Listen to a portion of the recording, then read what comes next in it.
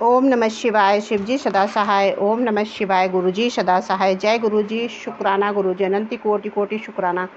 संगत जी, शिव पुराण का पाठ चल रहा है। कोटि रुद्र संहिता का 42 अध्याय। शिव संबंधी तत्व ज्ञान का वर्णन तथा उनकी महिमा। कोटि रुद्र संहिता का महात्म्य एवं उपसंहार। संगत जी, पाठ सुन के और आगे सभी तक पहुंचता रहे, इसलिए अपनी सेवा जरूर करें और शुक्राना अवश्य करें। जय गुरु जी। सूजी ने कहा कि ऋषियों, मैंने शिव ज्ञान जैसा सुना है उसे बता रहा हूँ, तुम सब लोग सुनो।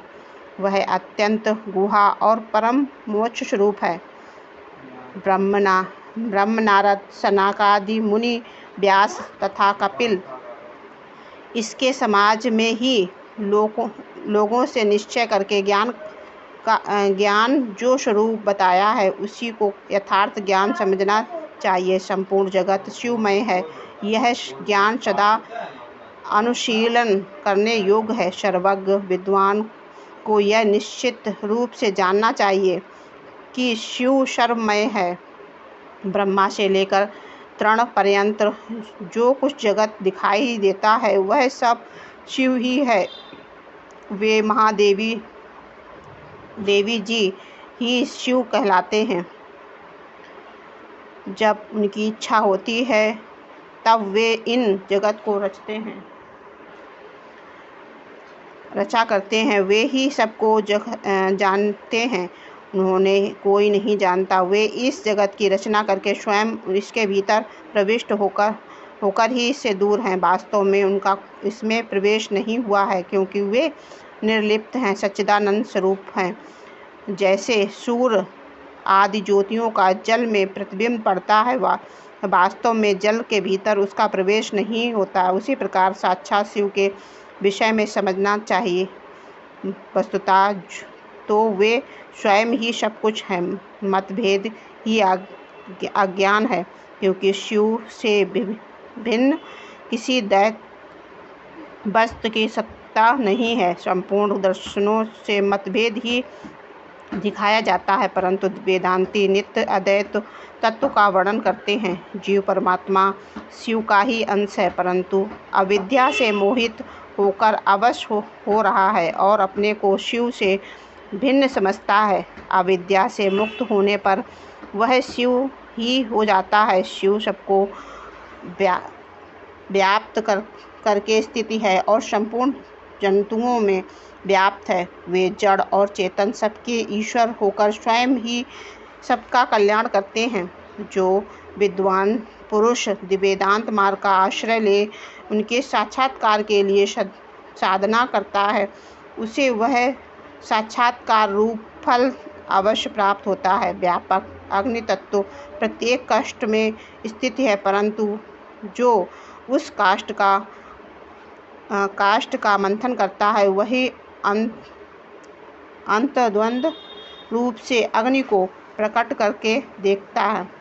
उसी तरह जो बुद्धिमान यहाँ भक्ति आदि साधनों का अनुष्ठान करता है उसे अवश्य शिव का दर्शन प्राप्त होता है, इसमें संशय नहीं है। सर्वत्र केवल शिव है, शिव है, शिव है, दूसरी कोई वस्तु नहीं है। वे शिव ब्रह्म से ही सदा नाना प्रकार रूपों से भाषित होते हैं। जैसे समुद्र, मिट्टी अथवा स्वर्ण, ये उपादेय भेद से नाना तत्व को प्राप्त होते हैं, उसी प्रकार भगवान शंकर भी उपाधियों से ही अनेक रूपों में बसते हैं। कार्य और कारण में वास्तविक भेद नहीं होता है, केवल भ्रम से भरी हुई बुद्धि के द्वारा ही उसमें भेद की प्राप्त होती है। भ्रम दूर होते ही भेद बुद्धि का नाश हो जाता है। जब बीज से अंकुरण उत्पन्न होता है तब वह नाना तत्व को प्रकट करता है, फिर अंत में वह बीज रूप से स्थित हो जाता है और अंकुर प्रकट हो जाता है। ज्ञानी बीज रूप से स्थित है और नाना प्रकार के विकार अंकुर रूप हैं। उन विकार रूप अंकुरों से निवृत्त हो जाने पर पुरुष फिर ज्ञानी रूप में स्थित हो जाता है। इसमें अन्यथा विचार नहीं करना चाहिए। सब कुछ शिव है और शिव ही सब कुछ है। शिव तथा संपूर्ण जगत में कोई भेद नहीं है, फिर क्यों कोई अनेकता देखता है और क्यों एकता ढूंढता है। जैसे एक ही सूर्य नामक ज्योति जल आदि उपाधियों में विशेष रूप से नाना प्रकार की दिखाई देती है, उसी प्रकार शिव भी जैसे आकाश सर्वत्र व्यापक होकर भी सर्वत्र और बंधन में नहीं आता, उसी प्रकार व्यापक शिव भी कहीं नहीं बनते। अहंकार से युक्त होने के कारण शिव का अंश जीव कहलाता है। उस अहंकार से मुक्त होने पर वह साक्षात शिव ही है। कर्मों के भोग में लिप्त होने के कारण जीव तुच्छ है और निर्लिप्त होने के कारण शिव महान है। जैसे एक ही स्वर्ण आदि चांदी आदि से मिल जाने पर कर्म कीमत का हो जाता है, उसी प्रकार अहंकार युक्त जीव अपना सर्वत्र खो बैठता है। जैसे क्षार आदि से शुद्ध किया हुआ उत्तम स्वर्ण आदि संपूर्ण बहुमूल्य हो जाता है, उसी प्रकार संस्कार विषय से शुद्ध होकर जीव भी शुद्ध हो जाता है। पहले सद्गुरु को पाकर भक्ति भाव से युक्त हो शिव बुद्धि से उनका पूजन और स्मरण आदि करें।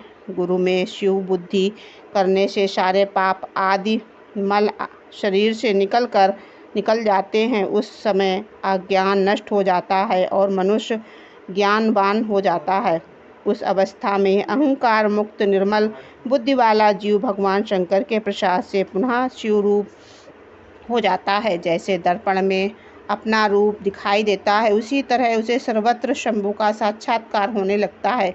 वही जीवन उन्मुक्त कहलाता है। शरीर गिर जाने पर वह जीवन उन्मुक्त ज्ञानी शिव में मिल जाता है। शरीर प्रारब्ध के अधीन है। जो उस देह के अभिमान से रहित है उसे ज्ञानी माना गया है।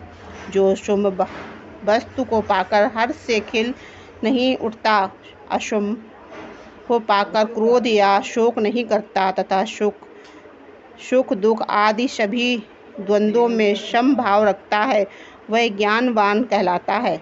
आत्मचिंतन से तथा तत्वों के विवेक से ऐसा प्रयत्न करके कि शरीर से अपनी पृथकता बोध हो जाए।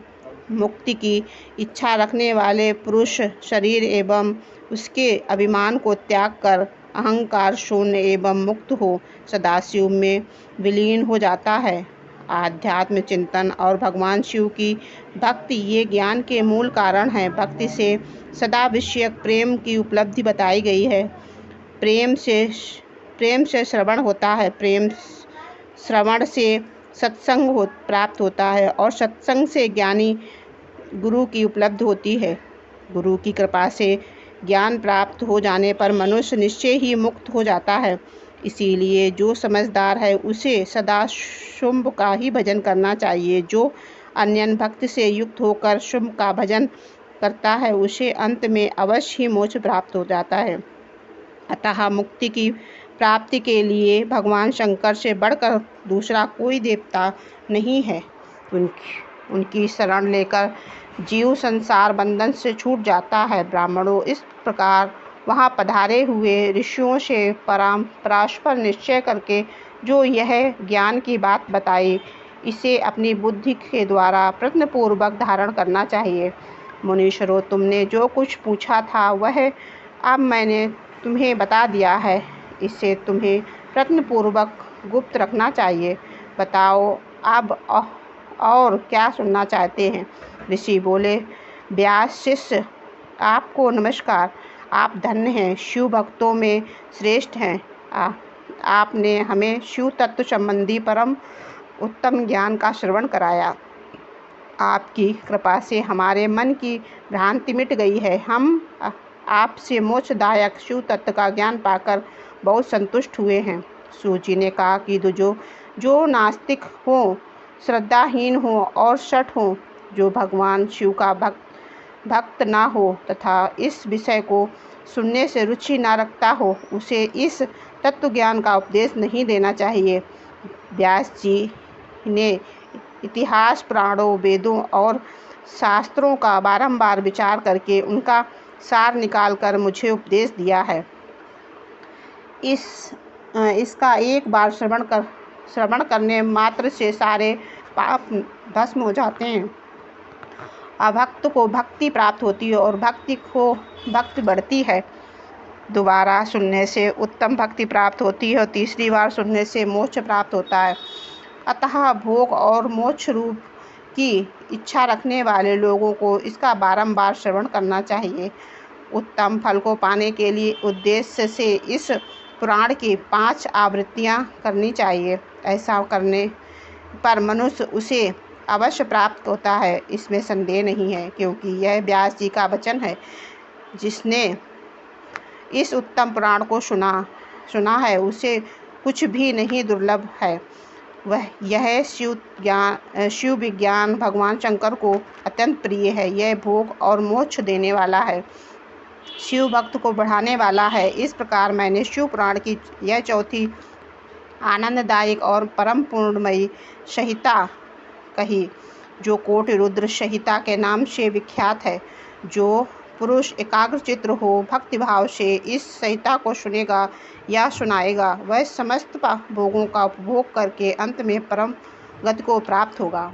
जय गुरु जी। शुक्राना गुरु जी। आपकी बेटी से यदि कुछ गलती हो तो उसको क्षमा करना। शुक्राना गुरु जी।